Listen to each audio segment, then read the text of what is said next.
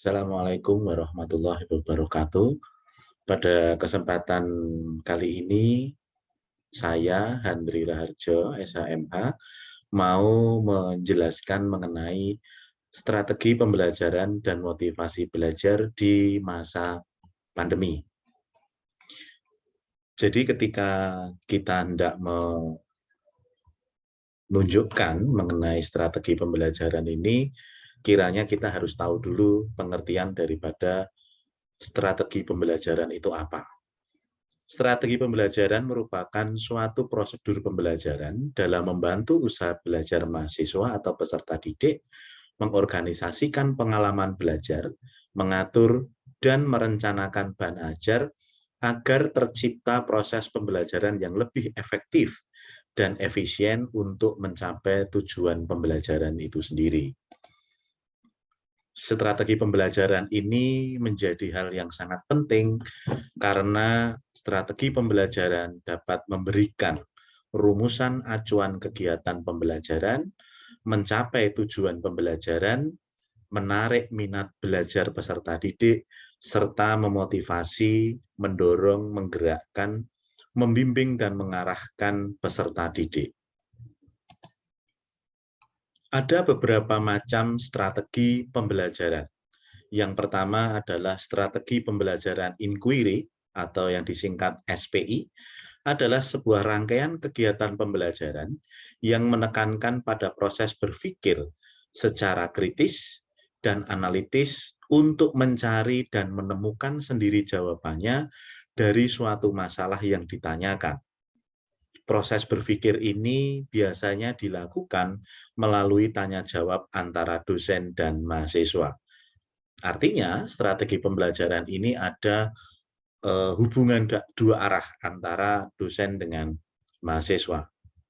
Kemudian yang kedua adalah strategi pembelajaran ekspositoris atau SPE, yaitu sebuah strategi pembelajaran yang menekankan pada proses pemberian pengetahuan atau materi yang diberikan secara lisan atau verbal oleh dosen kepada mahasiswa yang ingin membantu mahasiswa agar menguasai materi pelajaran secara optimal dan efektif.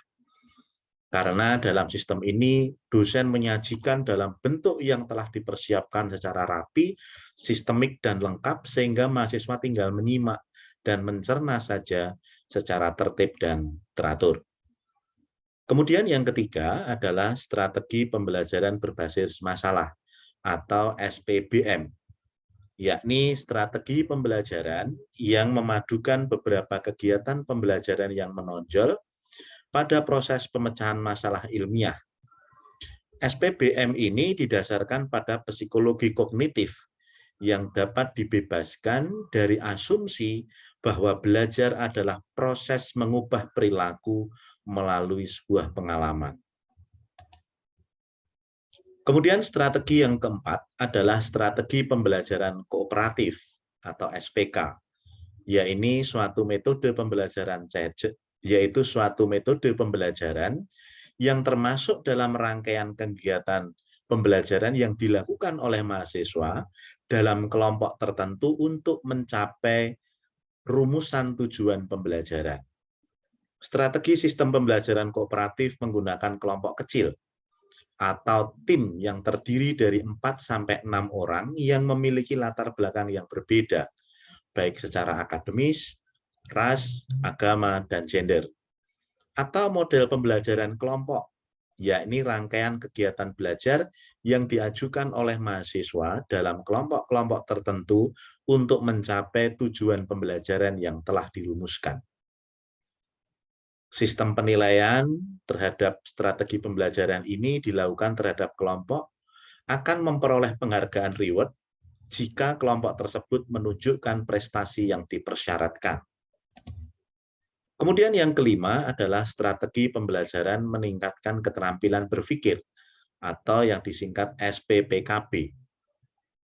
Strategi ini diterapkan untuk mengutamakan kemampuan berpikir mahasiswa. Materi yang disajikan dapat berupa membimbing mahasiswa melalui proses menemukan konsep sendiri yang harus dikuasai oleh mahasiswa dengan cara terus-menerus melalui proses dialog dan menggunakan pengalaman mahasiswa.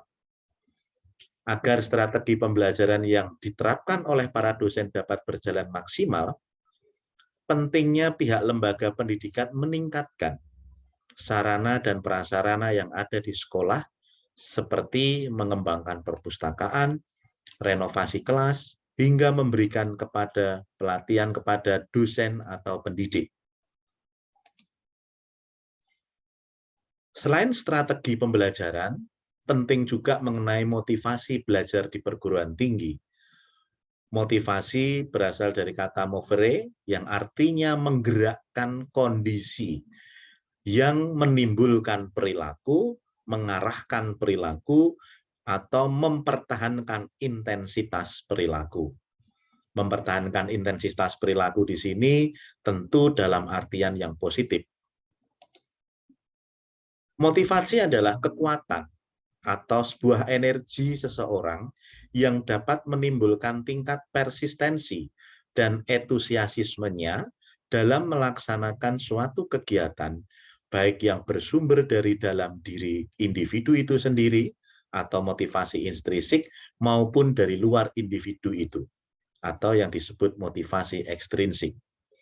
Seberapa kuat motivasi yang dimiliki individu akan banyak menentukan terhadap kualitas perilaku yang ditampilkannya, baik dalam konteks belajar, bekerja, maupun dalam kehidupan lainnya. Motivasi menjadi penting karena motivasi memiliki beberapa fungsi. Yang pertama, motivasi sebagai pendorong untuk berbuat sesuatu dari setiap aktivitas yang dilakukan. Yang kedua, motivasi sebagai penentu arah perbuatan, yakni ke arah tujuan yang hendak dicapai. Yang ketiga adalah motivasi dapat menyeleksi sebuah perbuatan. Dan yang keempat, pendorong usaha untuk mencapai prestasi. Sehingga apa yang diinginkan itu dapat terpenuhi, dapat tercapai dengan baik. Teori motivasi ada beberapa. Yang pertama adalah teori motivasi dan penguat. Skinner dan ahli teori tingkah laku mengungkapkan tidak perlu memisahkan antara teori belajar dan motivasi. Karena mahasiswa yang telah diberi penguatan untuk belajar berupa nilai, pujian, akan termotivasi untuk belajar. Demikian juga mahasiswa yang telah dihukum dalam belajarnya, maka tidak lagi termotivasi untuk belajar. Kemudian teori yang kedua adalah hadiah dan penguatan.